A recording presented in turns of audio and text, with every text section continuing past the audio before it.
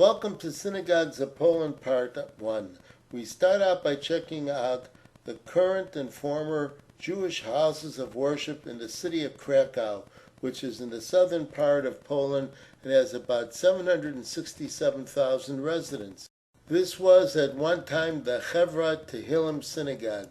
The synagogue building was erected in 1896. After World War II, it was the home to a theater troupe. It was in 2001 that the building was returned to the Jewish community. There was a lot of Jewish artwork discovered inside the building. It is unclear whether there's any need for it to be used as a house of worship today. This building was once the Beis Medrash B'nai Emunah. It was built supposedly in 1886. The building was restored for Jewish usage in the late 1980s, early 1990s. It is now the Judaica Foundation Center for Jewish Culture. The vast majority of the restoration money came from the United States, with a token amount from the Krakow municipality. In 2011, a petition was put forth to return the building to control for a Jewish prayer house. We're now looking at what was once called the Isaac Jakubowicz Synagogue, built in 1644 in the Kazimierz district of Krakow.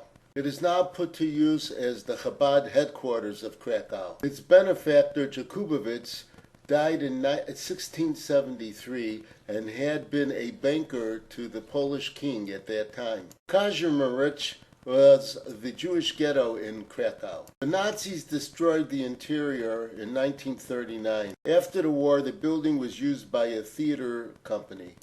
A fire occurred in 1981. Restoration occurred for 6 years, starting in 1983. With the fall of communism in Poland, the building was returned to the Jewish community and is now used as a synagogue once again.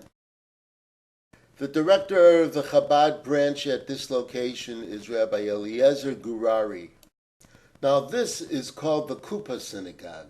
It was established in 1643. There is a lot of Jewish artwork in this building. Today it serves as an exhibition hall and a site for musical events.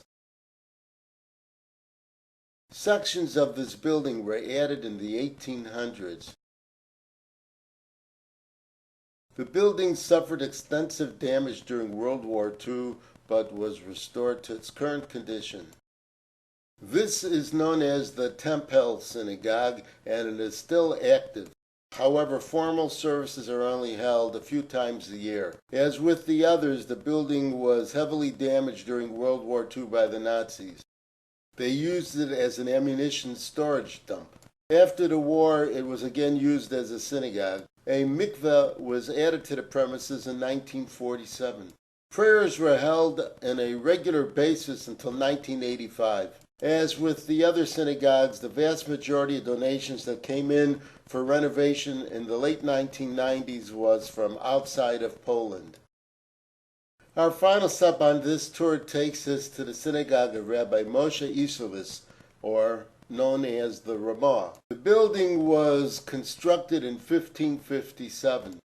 The Nazis plundered the contents of the building, but for whatever reason decided not to destroy it. It was used as a storehouse for firefighting equipment. It is currently considered an active synagogue and possibly under the direction of Rabbi Boaz Pash. We conclude this trip to be followed by part 2 of checking out the Jewish houses of worship in Poland.